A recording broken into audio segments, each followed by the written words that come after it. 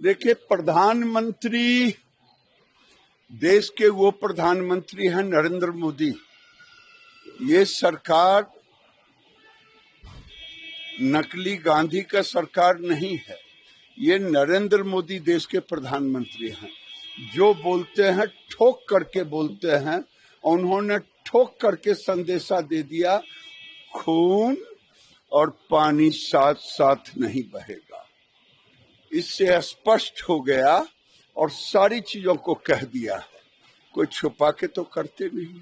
RSS को लेकर भी उन्होंने कहा है कि 100 वर्ष हो गए। आरएसएस एक ऐसा एनजीओ है जो काम करता है राष्ट्र के लिए। राष्ट्रीय स्वयंसेवक संघ एक ऐसी संस्था है कि जब किसी को देखना हो, जब देश पर जब भी आपदा आया है, चाहे 71 में पाकिस्तान हिंदुस्तान लड़ाई हो, चाहे 62 में चाइना से हो, आरएसएस लोगों के बीच खड़ा रहा, लोगों के लिए खड़ा रहा। ये आरएसएस है। कहीं आपदा आ जाए, बाढ़ आ जाए, कहीं सुखाड़ आ जाए, वहां संघ दिखाई देता है। संघ एक ऐसा संगठन है जो उसमें जाते हैं, उनको चरित्र निर्माण का एक बहुत बड़ा काम करता है राष्ट्र के लिए। राहुल सड़कों पर उतरेंगे वोट बचाने के लिए। वोट अधिकार यात्रा करने जा रहे हैं बिहार से। ये वोट अधिकार नहीं है। मोदी जी ने कह दिया, डेमोग्राफी चेंज हुआ है, उसके लिए एक मिशन बनेगा।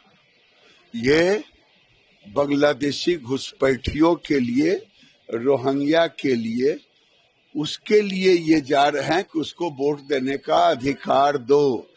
बिहार की जनता इसका जवाब उन्हें देगी। प्रधानमंत्री का फिर आगमन है। हाँ, देखिएगा, प्रधानमंत्री जब भी आते हैं बिहार की भला के लिए ही कुछ करते हैं।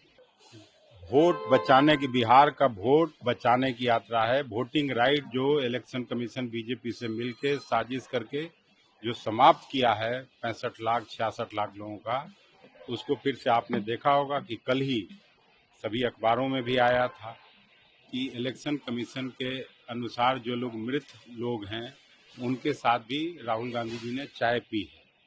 तो कितनी गड़बड़ी है इस बात का अंदाजा लगाया जा सकता है।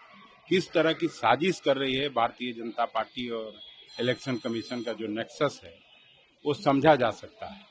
इसलिए उस दिन भी पिछले सप्ताह 300 एमपीज ने गिरफ्तारी दी जब उन लोग इलेक्शन कमीशन ने मिलने से मना किया।